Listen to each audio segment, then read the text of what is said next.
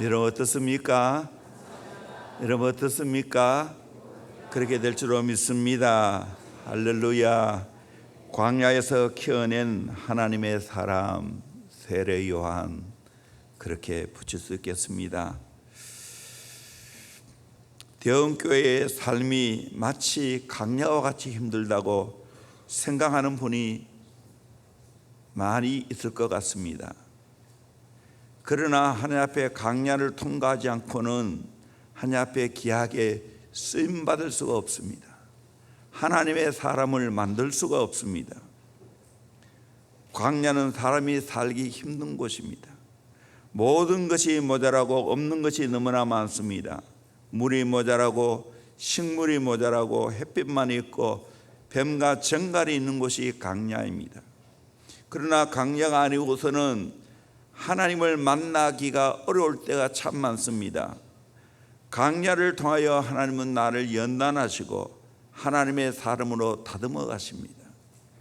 광야에서 샘이 흐르고 강물이 흘러나오는 것을 경험해야 됩니다. 광야의 유익이 무엇입니까? 철저하게 인간의 모든 것이 꺾어지고 인간의 모든 것이 빠져나갑니다. 내 잘못된 자아가 산산이 부서지는 곳입니다. 영적으로는 하늘 문이 열리고 내 심령이 강해지는 곳이 바로 광야입니다. 세례 요한이 심령이 강해질 수 있는 것 빈들 광야 때문입니다. 오늘 이 시대에 하나님은 심령이 강한 자를 쓰십니다.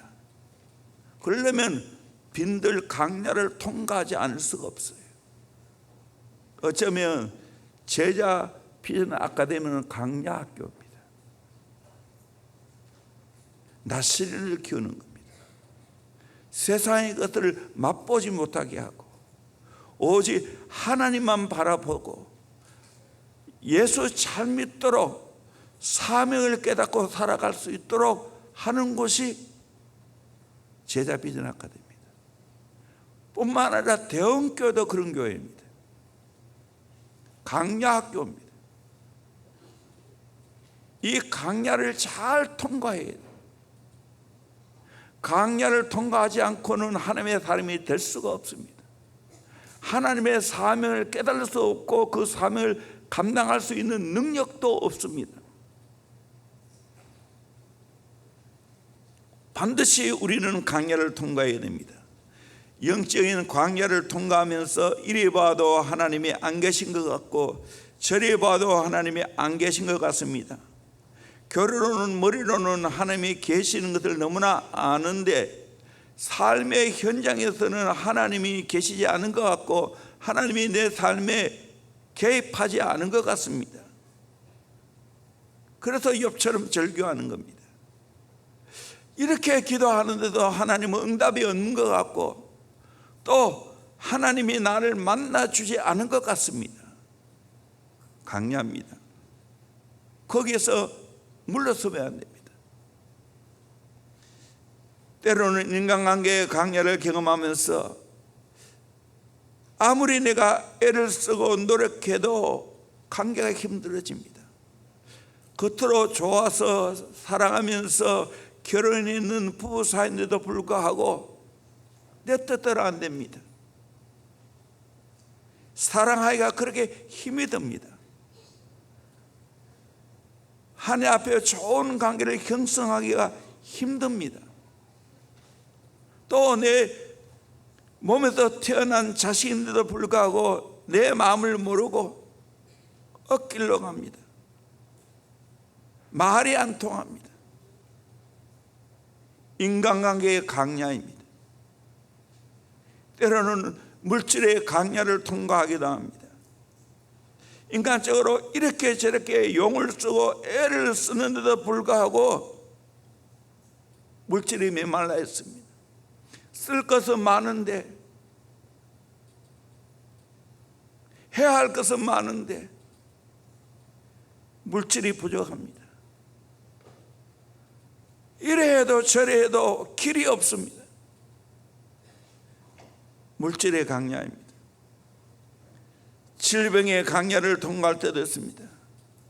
내가 원하지 않았지만 질병이 먼저 내게 찾아왔습니다.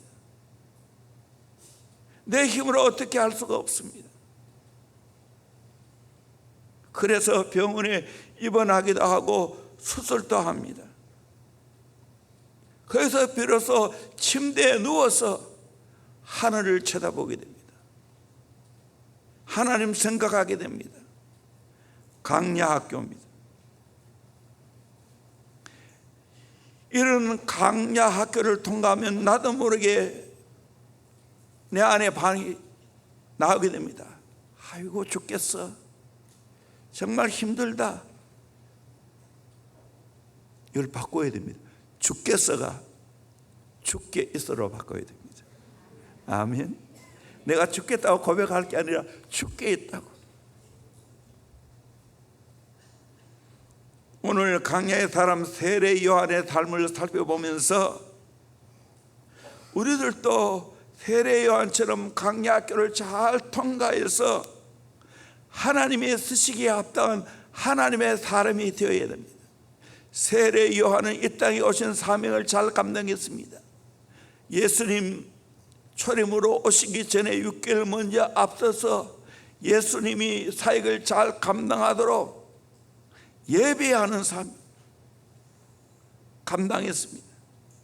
오늘 저와 여러분은 이제 예수님이 다시 재림하실 건데 그날을 바라보면서 세례 요한처럼 사명자가 되어야 될 줄로 믿습니다.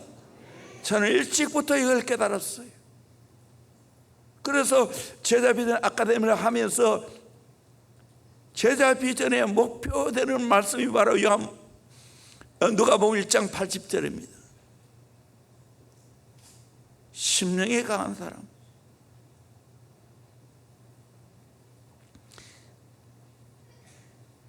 이 강야 학교를 통과하면 어떤 하나님의 사람이 됩니까? 첫째는 절대적으로 나를 부인하고 오직 그리스도만을 시인합니다. 절대적으로 나를 부인하고 오직 그리스도만을 시인합니다. 우리 요한복음 1장 19절에서 21절까지 말씀을 읽어보도록 합니다. 시작. 유대인들이 예루살렘에서 제사장들과 레위인들을 요한에게 보내어 내가 누구냐 물을 때에 요한의 증언이 이러하니라. 요한이 드러내어 말하고 숨기지 아니하니 드러내어 하는 말이 나는 그리스도가 아니라 한데 또 묻되 그러면 누구냐 내가 엘리야냐 이르되 나는 아니라 또 묻되 내가 그 선지자냐 대답하되 아니라. 아니라 말하죠. 나는 그리스도도 아니고 엘리야도 아니고 선지자도 아니다 부인했습니다. 세례 요한 당시로 돌아가 봅니다. 유대인들은 400년 동안 장관 세월을 지내는 동안 선지자의 음성을 듣지 못했습니다. 말라기에서 마태복음까지 그 시간의 갭이 400년입니다. 암흑의 시기입니다. 그토록 기다린 메시아는 오지 않았습니다. 아니 선지자도 없습니다. 이때 호련히 세례 요한이 나타나서 약대 털옷을 입고 허리에 가죽띠를 띠고 메뚜기와 석청이를 먹으면서 천국을 외쳤습니다. 회개하라, 천국에 가까웠느니라. 그걸 보고 많은 사람이 세례 요한에게 메시아를 기도했고, 또 세례 요한이 조금만 긍정한다든지 아니면 침묵이라도 하면 사람들이 세례 요한을 그리스도로 인정할 수 있습니다. 이런 상황에서 세례 요한은 단호히 나는 그리스도가 아니라고 부정합니다. 엘리야도 아니라고 자기 자신을 부정합니다. 세례 요한의 인간적으로 보면 예수님보다 얼마든지 높아질 수 있고 거들먹거릴 수가 있습니다. 예수님보다 6개월 먼저 났습니다. 예수님보다 경험이 많습니다. 예수님보다 추종자가 많습니다. 또 예수님에게 세례를 주었습니다. 이 말하면 대단하지 않습니까? 그런데 세례 요한은 자기를 부정합니다. 그 부정한 말씀이 참 많습니다. 우리 요한복음 1장 27절 말씀을 같이 읽겠습니다. 시작. 곧 내 뒤에 오시는 그이라. 나는 그의 신발끈을 풀기도 감당하지 못하겠노라 하더라. 여기 보니까 내 뒤에 오시는 분이 예수님인데 나는 그의 신발끈을 풀기도 감당하지 못하겠노라. 신발끈을 푸는 노예들 중에도 주인과 가장 가까운 신복들입니다. 그런 의미에서 세례요한은 자신은 주님의 신발끈을 풀기에도 적당치 않을 정도로 부족한 사람이라고 자신을 소개하고 있습니다. 세례요한은 철저히 자기를 부정합니다. 이유는 예수님을 높이기 위해서입니다. 자기를 부인하고 예수님을 시인하기 위해서입니다. 오늘 하나님의 사람이 갖춰야 할 일 조건이 뭔가? 나를 부정하는 것입니다. 나는 아무것도 아니라는 것을 깨닫는 겁니다. 이걸 깨닫는 곳이 어디입니까? 강야입니다. 강야에 살다 보면 아니 나는 내 스스로 할 수 있는 것이 없다고, 나는 아무것도 아니라고, 나는 부족하다고 무기력한 나를 봐야 됩니다.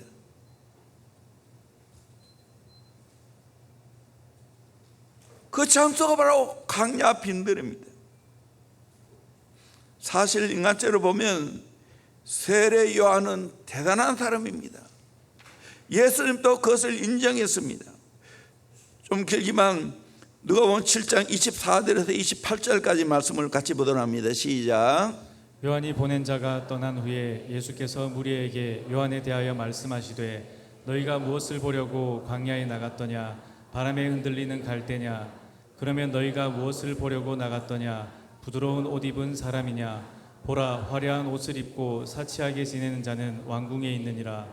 그러면 너희가 무엇을 보려고 나갔더냐? 선지자냐? 옳다, 내가 너희에게 이르노니 선지자보다도 훌륭한 자니라. 기록된 바 보라, 내가 내 사자를 내 앞에 보내노니 그가 내 앞에서 내 길을 준비하리라 한 것이 이 사람에 대한 말씀이라. 내가 너희에게 말하노니 여자가 낳은 자 중에 요한보다 큰 자가 없도다. 그러나 하나님의 나라에서는 극히 작은 자라도 그보다 크니라 하시니. 여기 예수님이 어떻게 칭찬합니까? 여자가 낳은 자 중에 요한보다 큰 자가 없도다. 대단한 칭찬 아닙니까? 그 외에도 세례 요한은 바람에 흔들리는 갈대 같은 존재가 아니라는 거예요. 강인한 존재라는 거예요. 부드러운 옷을 입은 사람도 아니라는 겁니다. 화려한 옷을 입은 사람도 아니라는 거예요. 거기에 관심이 없다는 거예요. 영적으로 보면 세례 요한은 선지자이고 선지자보다 오늘 성경은 훌륭한 자라고 말합니다. 주의 길을 예비하기 위해 보낸 자라고 말합니다. 여자가 낳은 자 중에 세례 요한보다 큰 자가 없다고 말합니다. 그런 세례 요한이지만 강야를 살았던 세례 요한은 나는 아무것도 아니라고 고백합니다. 나는 그리스도가 아니라고, 선지자도 아니라고, 나는 엘리야에 비교할 수 없다고, 나는 엘리야도 아니라고. 여러분, 진짜 신앙생활은 언제 시작됩니까? 내가 아무것도 아니라는 걸 아는 겁니다. 나는 인간이라는 걸 아는 겁니다.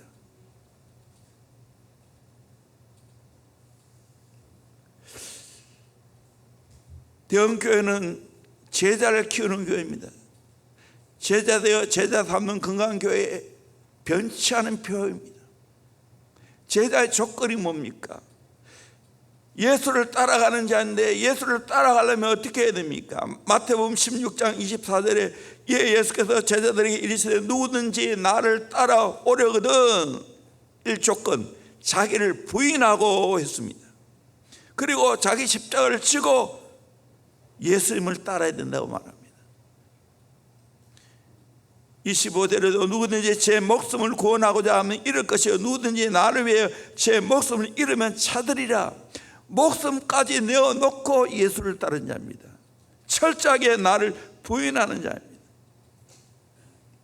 가장 소중한 목숨까지도 주를 위하여 내어놓고 부인하고 주님을 따라야 된다는 거예요. 이 제자입니다. 이 삶을 살아가기를 주의 이름으로 축원합니다. 여기서 하나님이 개입하십니다. 하나님이 일하십니다. 광야를 통과하면 내 자신을 부인하고 예수님을 시인하게 되고 내 자신이 죽고 예수님이 살아나는 삶을 살게 되어집니다. 밀은 부드럽게 빻아져야 빵을 만들 수가 있습니다. 거룩한 향은 불에 타야만 향기를 피울 수가 있습니다. 땅을 부드럽게 갈아야 씨를 뿌리기에 적합하고 열매를 맺게 됩니다. 마찬가지로 내 마음이 철저하게 부인되어지고 깨어지고 부서져서 옥토밭이 될 때 하나님 말씀이 내게 들어오게 될 줄로 믿습니다. 말씀을 따르게 될 줄로 믿습니다. 예수님을 따르게 될 줄로 믿습니다. 이 내 자신이 부인되고 부드럽게 되려면 광야를 통과해야 됩니다. 광야를 통과하지 않고는 부서질 수 없어요. 그런 의미에서 내 인생의 최고의 좋은 학교가 광야의 학교입니다. 대원교회가 왜 좋은 교회인 줄 아십니까? 내 자신을 부인하도록 만드는 거예요. 철저하게 훈련시키는 거예요. 다음 세대 사역 딴 거 없어요. 자기를 부인하게 만드는 거예요. 나 실린으로 살아가는 거예요. 오늘 현대인들, 청소년들, 아이들 말할 것 없이 자기 부인합니까? 자기 마음대로 사는데, 하고 싶은 대로 사는데, 그럼 망하는 거지요. 보다도 어릴 때부터 이 광야의 학교에서 훈련받아 봤어요. 멋있는 하나님의 사람이 되는 거예요. 오늘 대원교회가 왜 이렇게 건강해졌고 좋은 교회 되었습니까? 왜 많은 교회 목회자들 또 여러분들이 우리 교회 탐방 옵니까? 딴 거 없어요. 광야 학교를 많이 통과했기 때문에 철저하게 자발적으로 외로워졌어요. 내 자신도 마찬가지입니다.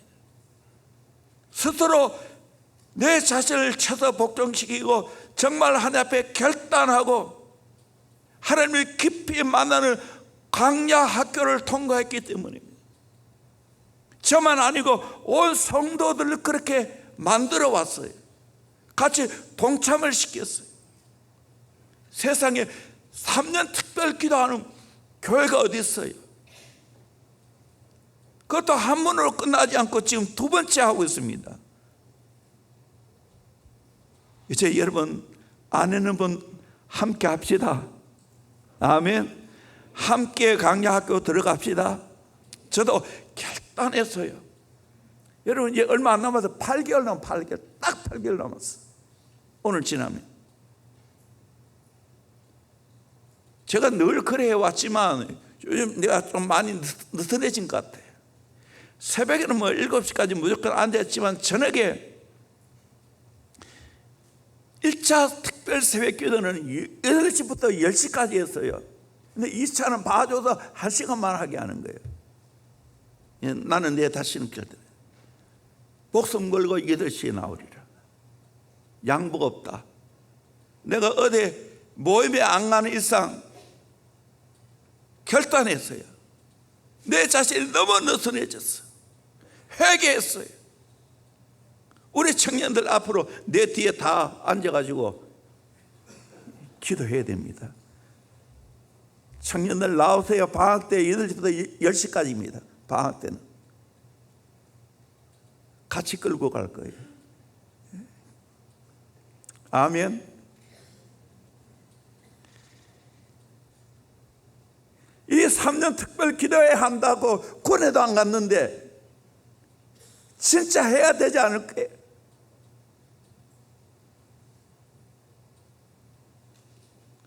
이걸 해야 진짜 내가 아무것도 아니라는 걸 경험하게 됩니다. 그런데 하나님이 하셔야 된다는 걸 아는 거예요.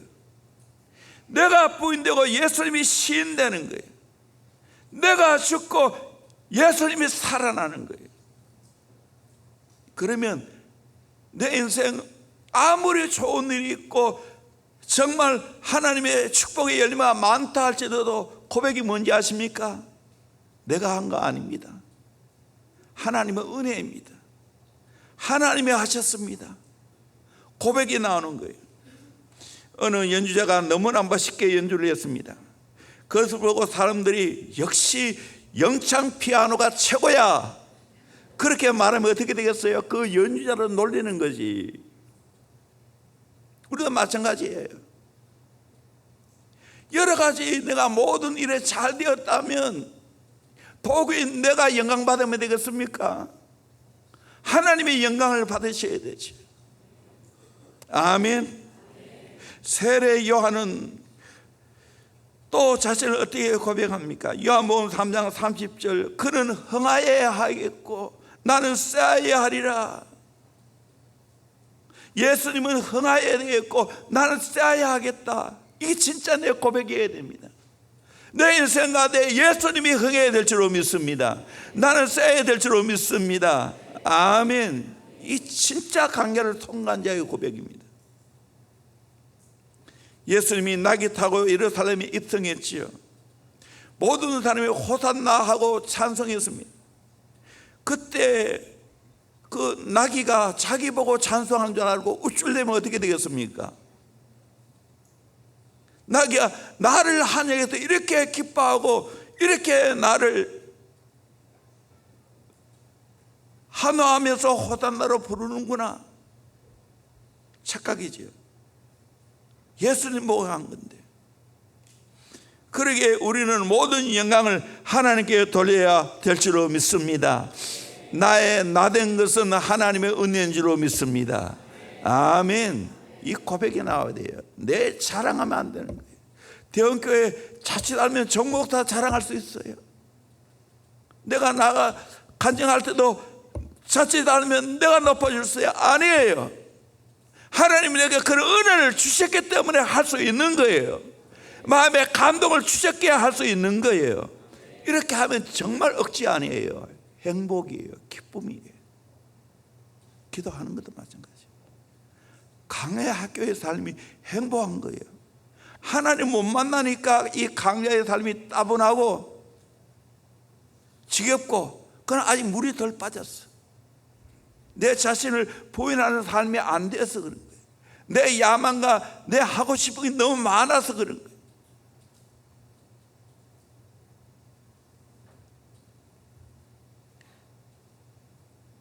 우리 아이들에게는 게임 안 하는 것이 강야 학교를 경험하는 거예요. 세상에 물들지 않는 것이 강야 학교를 살아가는 거예요. 유명한 목회자 F.B. 마이어 목사님이 있습니다. 미국 백화점 왕 와나메커가 미국에 초대를 했습니다. 말씀을 전할 때 큰 은혜를 받았습니다. 그래서 와나메커가 목사님 교회도 지어드리고 성경학교도 지어드릴 테니까 필라델피아에 꼭 남아달라고 했습니다. 그때 마이어 목사님은 내가 만약에 그렇게 하면 나는 주의 종이 아니고 와나메커의 종이라고, 그럴 수 없다고 부인했습니다. 강야를 통과하지 않으면 배우지 못하는 것이 많습니다. 강야를 통과하지 않으면 하나님을 제대로 못 만납니다. 이 강야를 통과할 때 진짜 내 신앙이 커가게 될 줄로 믿습니다. 아멘.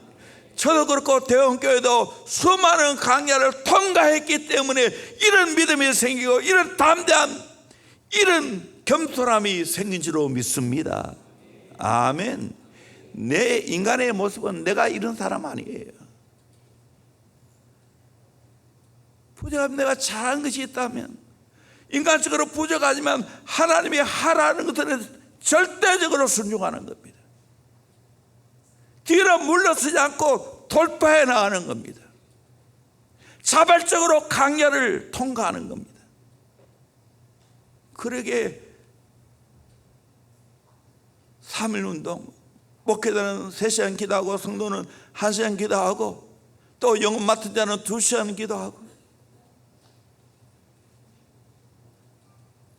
지금까지 그렇게 살아온 거예요. 따분합니까? 매서 얼마나 힘듭니까? 그렇게 말합니까? 아니에요. 이 나를 살렸어요. 나를 진짜 자유하게 만들었어요. 진짜 행복하게 만들었어요. 이것이 나를 열매 맺는 삶으로 바꾸어 놓았어요. 그러게 지금 내가 강야를 이야기하는 거예요. 너무 좋다고. 인간적으로 보면 힘들지만 영적으로 보면 이 강야 학교를 통해서 나를 하나님이 아름답게 빚으시는 겁니다. 나를 보석으로 만들어가는 겁니다. 연단에서 점검되어 나오는 겁니다. 강야를 통과하지 않고는 이런 은혜가 없다는 거예요. 두 번째로 강야의 외치는 소리의 사명을 감당해야 됩니다. 세례 요한은 강야에 살면서 하나님의 음성을 많이 들었습니다. 하나님의 마음을 알았습니다. 하나님의 거룩한 심장을 알았습니다. 하나님의 뜻을 알았습니다. 그래서 그 하나님의 음성을 듣고 강야의 외친 자의 소리의 사명을 감당했습니다. 22절 또 말하되 누구냐 우리를 보낸 이들에게 대답하게 하라. 너는 내게 대해 무엇이라 하느냐. 이르되 나는 선지자 이사야의 말과 같이 주의 길을 곧게 하라고 강야에서 외친 자의 소리로다 하니라. 강야에서 외친 자의 소리라고 그렇게 시인했습니다. 이 사람이 바로 세례 요한입니다. 세례 요한은 유대인들에게 자기는 그리스도가 아니라고 부정하며 자기 자신을 낮춘 다음에 자기를 이제 긍정하는데 그게 뭡니까? 나는 강야에 외친 자의 소리라고. 소리는 형체가 없습니다. 그런데 소리는 사명을 감당하는 겁니다. 철저하게 자기를 낮추고 없애고 오직 하나님의 소리를 전달했다는 겁니다. 세례 요한은 인간적으로 보면 대단한 사람입니다. 제사장 가문에서 태어났습니다. 부모가 연세가 많을 때 태어난 만득자로서 모든 총애를 받고 자랐습니다. 예루살렘의 호화로운 생활을 포기하고 집을 떠나 스스로 강야에 들어가서 약대 털옷을 입고 가죽띠를 띠고 메뚜기와 석청을 먹었습니다. 이 메뚜기 석청이 다시 한번 해석합니다. 이 메뚜기는 펄쩍펄쩍 뜨는 메뚜기 아닙니다.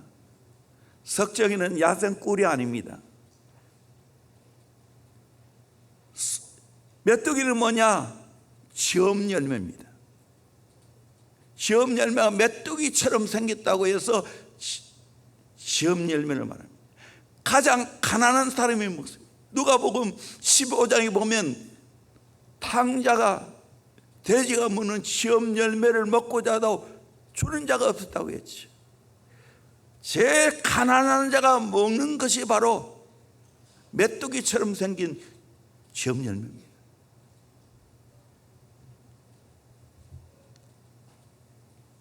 석청이는 대추의 야자 열매. 여러분 이스라엘 가면 사오시오. 그걸 대추처럼 생기는데 너무너무 답니다. 꿀처럼 답니다. 금방 또 제가 확인하기 위해서 유모세 목사가 영상을 한 것을 보다가 왔어요. 보다 끝없는 음식을 먹으면서 그 힘든 강야에서 하나님의 마음을 알고 하나님이 내게 주신 메시지를 받아서 그거를 백성들에게 전했다는 사실입니다. 거기에 살면서 강력한 심령이 강한 사람이 됐어요. 그리고 두려워하지 않고 담대하게 회개의 메시지를 증거했습니다. 회개하라고. 그 메시지 좀 길지만 우리 큰 소리로 같이 누가복음 3장 3절에서 14절까지 읽어보도록 합니다. 시작. 요한이 요단강 북은 각처에 와서 죄 사함을 받게 하는 회개의 세례를 전파하니 선지자 이사야의 책에 쓴 바 광야에서 외치는 자의 소리가 있어 이르되 너희는 주의 길을 준비하라. 그의 오실 길을 곧게 하라. 모든 골짜기가 메워지고 모든 산과 작은 산이 낮아지고 굽은 것이 곧아지고 험한 길이 평탄하여질 것이요 모든 육체가 하나님의 구원하심을 보리라 함과 같으니라. 요한이 세례받으러 나아오는 무리에게 이르되 독사의 자식들아 누가 너희에게 일러 장차 올 진노를 피하라 하더냐. 그러므로 회개에 합당한 열매를 맺고 속으로 아브라함이 우리 조상이라 말하지 말라. 내가 너희에게 이르노니 하나님이 능히 이 돌들로도 아브라함의 자손이 되게 하시리라. 이미 도끼가 나무 뿌리에 놓였으니 좋은 열매 맺지 아니하는 나무마다 찍혀 불에 던져지리라. 우리가 물어 이르되 그러면 우리가 무엇을 하리이까? 대답하여 이르되 옷 2벌 있는 자는 옷 없는 자에게 나눠 줄 것이요 먹을 것이 있는 자도 그렇게 할 것이니라 하고, 세리들도 세례를 뵙고자 하여 와서 이르되 선생이여 우리는 무엇을 하리이까 하매 이르되 부과된 것 외에는 거두지 말라 하고, 군인들도 물어 이르되 우리는 무엇을 하리이까 하매 이르되 사람에게서 강탈하지 말며 거짓으로 고발하지 말고 받는 급료를 족한 줄로 알라 하니라. 아멘.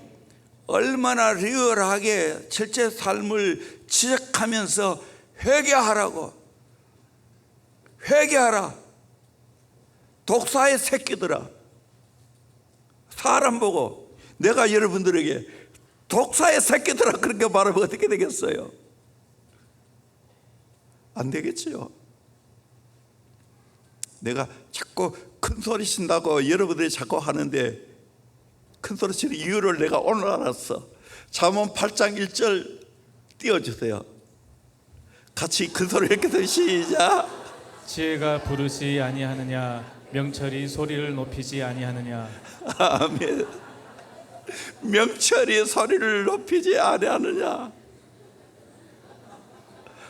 오늘 차룡 기사님이 마지막 우리 사회훈련 했는데 이 말씀으로 나를 지적했어요. 그래서 내가 인용하는 겁니다. 이제 내 소리 지를 때 여러분이 상처받지 않기를 주의 이름으로 축원합니다. 정말에 여러분 미워하는 사람 아무도 없어. 심지어는 나는 대형교회 떠난 성도들도 미워해 본 적이 없어. 하나님께 맡겼는데 뭐. 그러나 정말 사람 살리고 잘못된 길로 갈 때 호되게 내가 말하는 거 그건 당연한 거예요. 세례요한이 심령이 강하니까 그렇게 외칠 수가 있는 거예요. 언제 기회 있으면 이 본문 가지고 내가 한번 설교할 거예요. 그래서 우리 제자벨 아카데미 핵심 요절이 누가복음 1장 80절이에요. 아이가 자라며 심령이 강해지며 이스라엘에게 나타날 날까지 빈 들에 있으니라. 심령이 강하려면 빈 들에 있어야 됩니다. 제가 총신 1학년 때 서울대 체육과 나오시고 교수가 되시고 또 목회도 하신 분이 계세요. 그분이 그때 당시 신학생들 보고 요즘 뭐 어렵노? 신학생들에게 제일 힘드는 것이 새벽기도 아니냐? 그런 이야기 하셨어요. 벌써 세월이 엄청나게 지나갔죠. 40년이 됐어요. 그때도 그렇게 이야기했어요. 오늘 이 시대는 다 합니다. 다 풍족합니다. 냉장고 열면 먹을 것이 싹 깔렸습니다. 썩어 나갑니다. 아무리 가난하다 해도.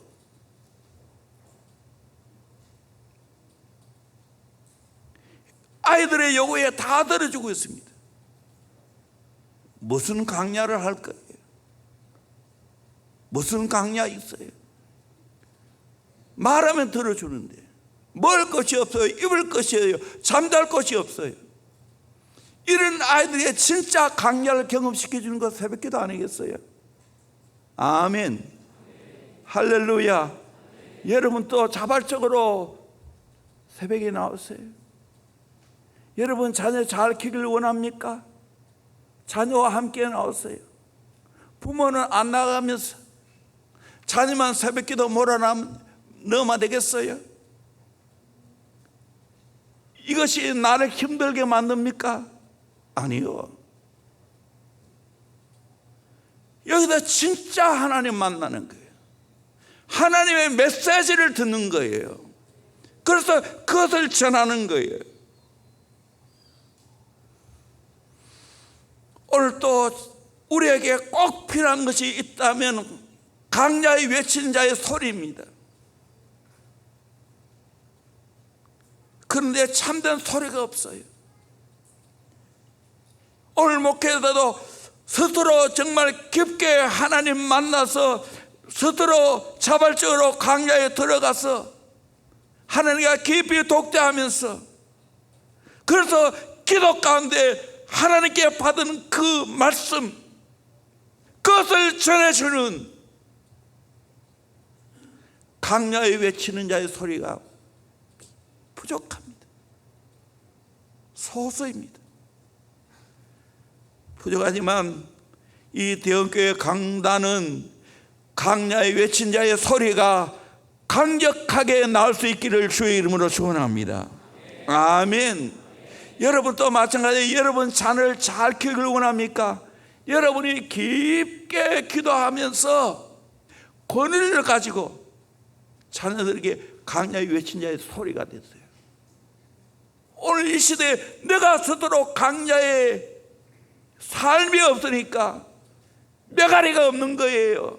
거리가 없는 거예요. 거리를 자네에게 다 내준 거예요. 이 현실이에요. 목회자가 건의가 없다면, 부모가 건의가 없다면 어떻게 제대로 교육할 수 있겠어요? 그 건의는 내가 용 쓴다고 나는 게 아니에요. 큰 소리 친다고 나는 게 아니에요. 하나님 앞에 깊게 기도하면서 그 아이에게, 그 성도들에게 맞는 설교를 할 때, 맞는 메시지를 증거할 때 깨어나는 거예요. 아멘. 왜 제가 지금 청년들과 함께 금요일부터 이렇게 특별 집회를 합니까? 내 마음에 너무나 감동이 오기 때문에, 이대로 두면 안 되겠다는 절박한 마음이 있기 때문에 모아서 말씀 전하고 또 함께 더불어 기도하고 있는 거예요. 딴 거 없어요. 이거 하려고. 금요일 첫째 시간에는 하나님 만나는 건 나눠보라고 다 들었어요. 시간이 많이 갔지만 2시간 훨씬 넘었어요. 다 듣고 난 후에 내가 어떻게 표현했을까요? 야, 너희들 참 감사하다. 야, 하나님 진짜 만났네. 그러면서 격려했을까요? 아니요.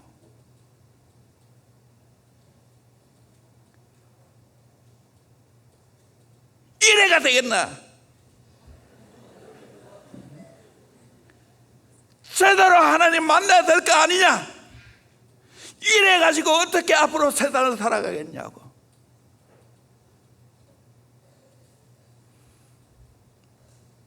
진짜로 사명자가 돼야 되는데, 세례요한같이 사명자가 돼야 되는데 하나님 제대로 못 만나는데 무슨 소리 할 거예요? 하나님 만나야 하나님의 그 마음에 감동 주는 것이 있고 보이는 것이 있어서 전해 주시. 그래도 참 감사해요. 우리 청년들이 이렇게 담임 목사가 나이 차이가 이 아들보다도 더 어린 사람들인데 말한다고 듣고 뭐예요? 오는 것에도 감사하고, 내가 큰 소리 쳐도 듣고 반발하고 튀어나간 사람 없이 앉아 있는 것마다 감사해야지. 이 대역교회 저력이에요. 제 목사님 만나서 이야기해보면요, 젊은 청년들 어떻게 하면 비율을 잘 맞춰서 앉아있게 할까? 여기에 노심초사예요. 이게 현실이에요. 안 그러면 튄다는 거예요. 그 좋은 거예요. 튀는 게 좋은 거예요. 여러분 비율을 잘 맞춰주고 그렇게 할까요? 나는 여러분의 비율을 맞춘 사람이 아니고 하나님의 비율을 맞춘 사람입니다. 말씀의 비율을 맞춘 사람입니다. 아멘. 말씀대로 살아보자는 거예요. 그러면 하나님이 보장해 주시. 그게 바로 강야의 외친 자의 소리입니다. 이사야 선지자도 이런 고백을 합니다. 이사야 50장 4절 말씀 같이 봅니다. 시작. 주 여호와께서 학자들의 혀를 내게 주사 나로 곤고한 자를 말로 어떻게 도와줄 줄을 알게 하시고 아침마다 깨우치시되 나의 귀를 깨우치사 학자들 같이 알아듣게 하시도다. 예, 이 4절 말씀을 다 좋아해요. 특별히 저는 이 말씀 볼 때마다 대구 동북교회를 심호하셨던 김덕신 목사님이 생각이 나요. 그분이 늘 학자의 혀를 이야기했어요. 학자의 혀는 뭡니까? 아침마다 깨우침 받는 사람이에요. 나의 귀를 깨우쳐서 학자같이 알아듣고 그거를 전하겠다는 거예요. 이게 우리 성도의 삶이에요. 하나님이 나를 깨워주시는 말씀을 알아듣고 학자의 혀가 되어서 그거를 잘 전달합니다. 그런데 그걸 잘 전달하면 사람들이 그 말씀을 제대로 받을까요? 아니라는 거예요. 5절 6절이 중요해요. 우리 5절 말씀을 같이 보도록 합니다. 시작.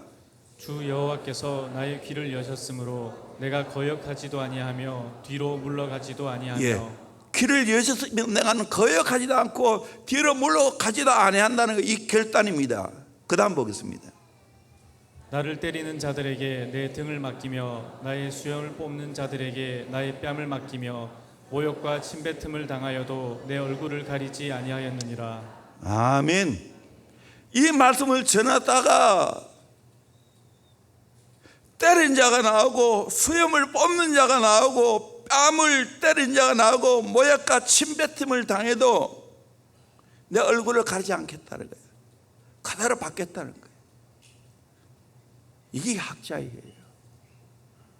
진짜 내가 하나님 말씀 바르게 전하다가 욕먹고 핍박을 받아도 하나님이 내게 말씀하신 것을 그대로 전하겠다는 거예요. 바울도 사역하기 전에 3년의 아라비아 광야에 들어가서 하나님과 독대했습니다. 주님과 독대했습니다. 그리고 예루살렘에 올라가서 게바 베드로를 만났습니다. 우리도 이런 하나님과 깊이 독대하는 삶이 있어야 됩니다.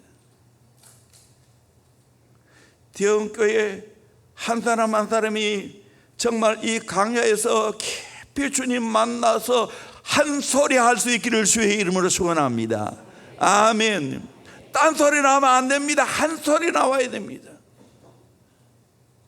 모세도 40년 동안 미디안 광야에서 양을 치면서 정말 지루한 시간을 보냈습니다. 그리고 난 후에 때가 참에 하나님이 떨기나무 불꽃 가운데서 부르셨습니다. 영적인 광야에 살면서 광야의 소리를 듣고 그 소리를 우리가 전해줘야 됩니다. 사무엘이 왜 훌륭합니까? 어린 시절부터 광야 학교에서 자랐어요. 그 바로 하나님의 성전에서 자랐어요. 부모를 떠나서 그 어린 나이에 홀로 성전에서 자랐어요. 그 당시 제사장이 엘리 제사장입니다. 하나님이 엘리 제사장이라는 말씀하지 않은데 이 어린 사무엘에게 장래되어질 일을 말씀해 주셨어요. 사무엘은 하나님의 성전에서 기도하면서 주의 음성을 들었습니다. 그 결과 어떻게 되었습니까? 사무엘상 3장 19절 말씀 같이 보도록 합니다. 시작. 사무엘이 자라매 여호와께서 그와 함께 계셔서 그의 말이 하나도 땅에 떨어지지 않게 하시니. 아멘. 이 복을 받기를 원합니다. 나는 이제 자라매 하면 안 되죠. 온유야, 온유가 자라매 여호와께서 함께 계셔서 그 말이 하나도 땅에 떨어지지 않게 하시니 이렇게 되기를 소망합니다. 아멘.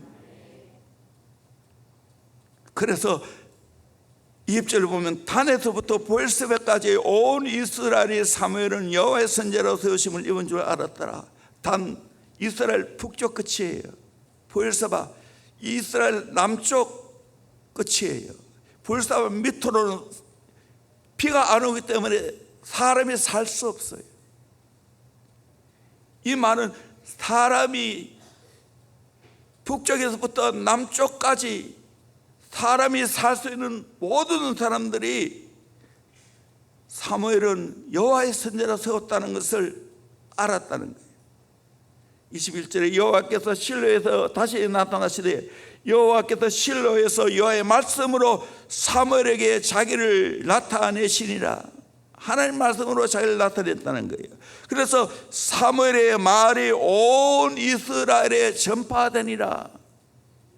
저는 이 본문 이 말씀을 붙들고 기도 많이 했어요. 하나님, 전 목사가 대원교회 메신저로 세워주셨는데 이 증거되기를 원합니다. 하나님의 사람인 줄을, 주의 종인 줄을 알게 하기를 원합니다. 내 말한 것이 하나도 땅에 떨어지지 않기를 원합니다. 놀랍게도 하나님이 함께해 주셨고 이 강단에서 선포되는 말이 다 성취되는 은혜를 주신 거 하나님께 감사드립니다. 아멘. 아멘. 이것이 아니겠어요? 대형교회 시대적인 사명이 있어요. 대형교회에 일어나는 이 놀라운 축복이 한국교회에 퍼져가야 될 줄로 믿습니다. 세계에 퍼져가야 될 줄로 믿습니다. 내가 요즘은 이런 말 하지 않았지만 한때는 선구자라는 말을 많이 듣습니다. 하나님, 대형교회가 선구자적인 교회 되기를 원합니다. 정 목사가 선구자적인 목사가 되기를 원합니다. 오랫동안 기도했어요. 하나님이 지금 그렇게 해 가고 있어요. 저의 간절한 소원이에요. 대형교회에서 이렇게 예배에 열심히 모이고 그리고 통합적으로 모이고 이렇게 새벽마다 열심히 기도하고 우리 아이들까지 어릴 때부터 하나님을 경험하는 이 아름다운 역사가 일어나야 될 줄로 믿습니다. 이 영적인 현상은 세계적입니다. 대형교회가 아셔요? 어느 교회가 이런 교회 있어요? 하나님이 주신 은혜와 축복이에요. 이것이 퍼져가야 되는 거예요. 이런데 대형교회가 선구자적인 교회가 되기를 진심으로 소망합니다. 아멘. 한 분 한 분이 동참하기를 원합니다. 동역자가 되기를 원합니다. 동지가 되기를 원합니다. 아멘. 참 부모의 마음이라는 것은 아무리 10자식 낳아서 잘 키워도 9자식이 정말 잘 컸는데 한 자식이 잘못 크면 모든 관심은 그 한 자녀에게 있습니다. 목사의 마음도 마찬가지. 이렇게 대형교회가 좋은 교회에 맞는데 그 중에 몇 명은 특별 집회에 안 나와요. 정말 소수인데 제자비들 출신 가운데 교회에 안 나오는 애들도 있단 말이에요. 가슴이 아파요. 어떻게 찾지? 어떻게 돌아오게 하지?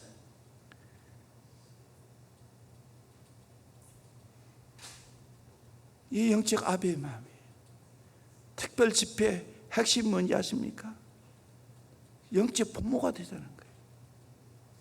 청년들이 우리 모두 그래야 되지 않겠어요? 이게 강야의 외친 자의 소리입니다.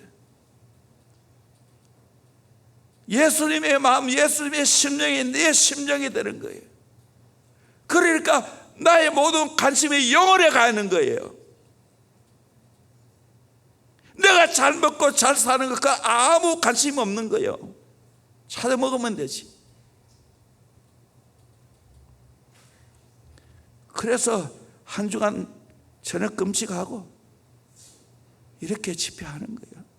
또 우리 청년들, 또 우리 부모님 또 금식, 수요일날 금식하라고 했는데 하셨지요? 왜? 절박하니까, 살려내야 되니까, 깨어내야 되니까.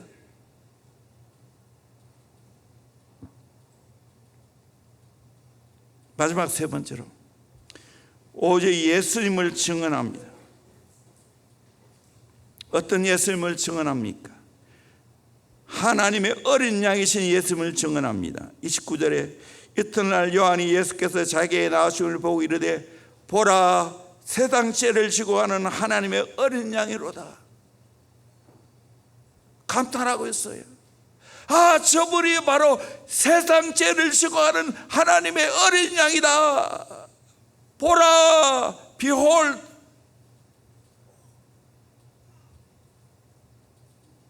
예수님이 이 땅에 오신 이유는 아들 양으로 죄 문제를 해결을 위해서 이 땅에 오셨습니다. 그리고 십자가에 죽으셨습니다. 오늘도 마찬가지입니다. 우리는 예수님을 증언해야 될 줄로 믿습니다. 세상 죄를 지어가는 하나님의 어린 양이신 예수님을 전해줘야 될 줄로 믿습니다. 이 예수님을 받아들이면 죄 문제가 해결될 줄로 믿습니다. 아멘. 모든 인생의 불행이 죄 때문에 오지 않습니까? 마귀는 계속해서 죄짓도록 만드는 거예요. 여러 가지 세상 것으로 유혹해서 죄짓도록 만드는 거예요.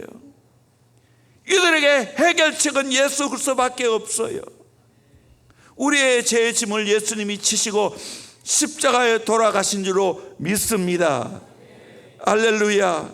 오늘 또 세상 죄를 지고 가시는 하나님의 어린 양을 증언해야 될 줄로 믿습니다.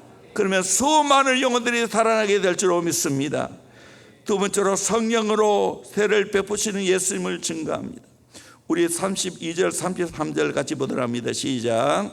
요한이 또 증언하여 이르되 내가 봄에 성령이 비둘기같이 하늘로부터 내려와서 그의 위에 머물렀더라.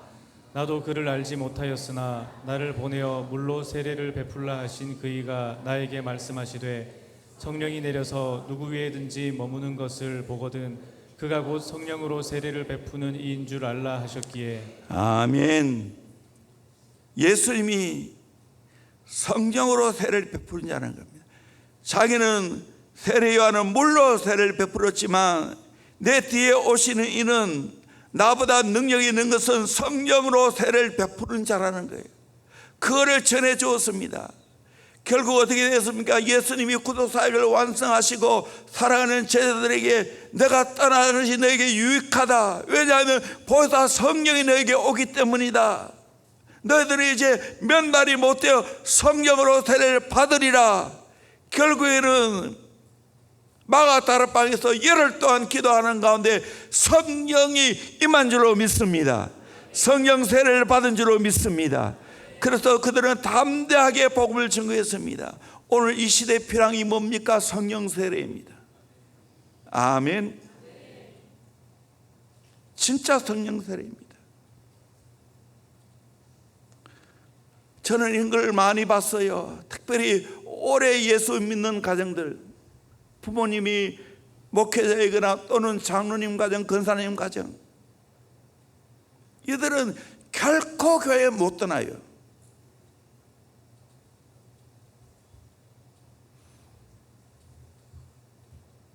그런데 이들을 성령 받지 않으면요, 사람은 좋아요.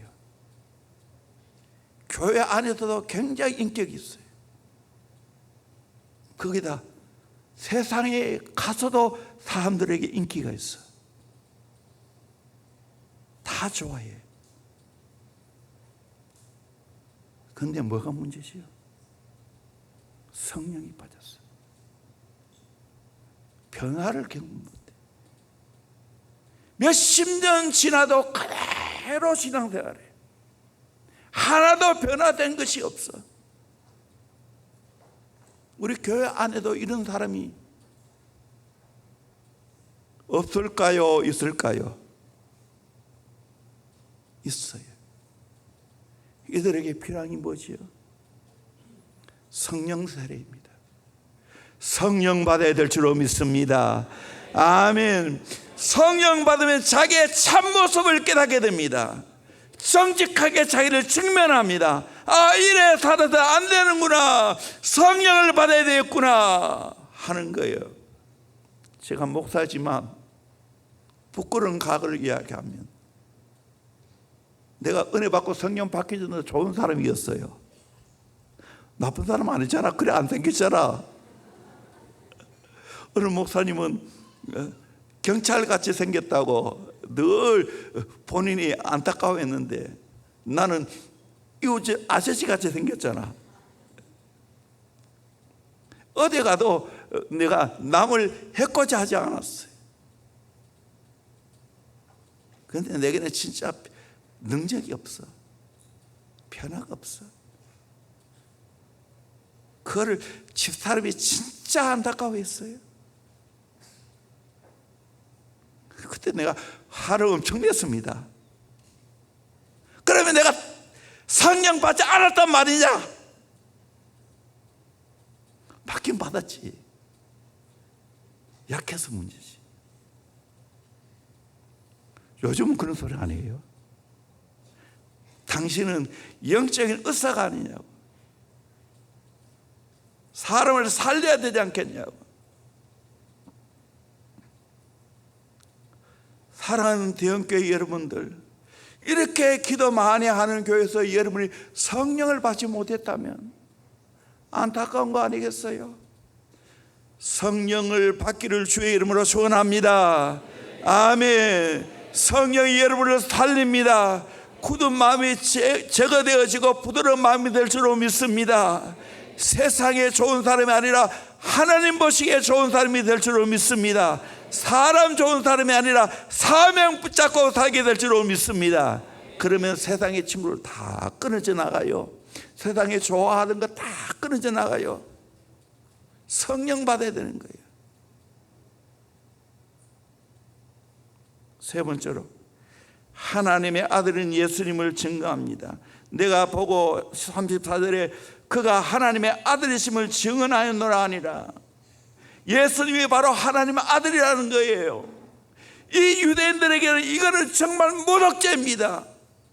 하나님의 아들이라는 말은 예수님이 하나님이라는 거예요. 보통 모독죄가 아닙니다.